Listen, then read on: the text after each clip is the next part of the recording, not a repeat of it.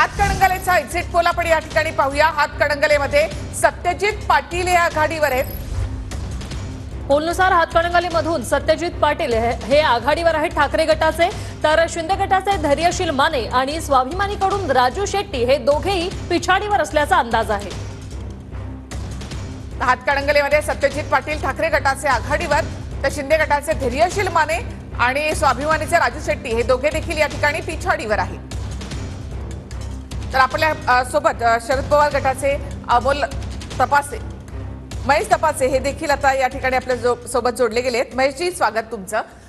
सगळे आकडे तुम्ही या ठिकाणी पाहताय, या सगळ्यामध्ये महत्त्वाचं आहे ते म्हणजे अजित पवार गटाला आमच्या या पोलस्टारच्या एक्झिट पोलनुसार एकही जागा दर्शवण्यात आली नाही, तर शरद पवार गटाला मात्र इथे 6 जागा मिळताना दिसतायत। कसं पाहता याकडे?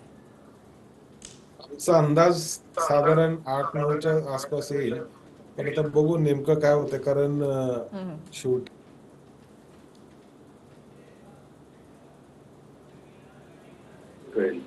तर तोपर्यंत आम्हाला खात्री आहे की महाराष्ट्रामध्ये 30-35 जागा इंडिया येतील।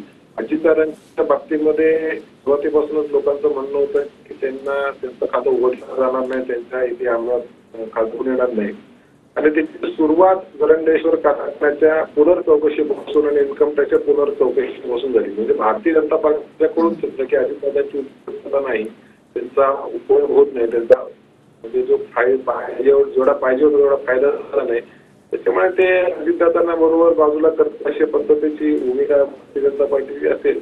अजितदादांनी वास्तविक भारतीय जनता पार्टीसोबत हात मिळवून करायला नको पाहिजे होती सुरुवातीपासून। म्हणजे आमच्यासाठी अजितदादा मुख्यमंत्री पदापासून त्याच्यावर होते, म्हणजे कुठल्या दबावाला बळी पडले।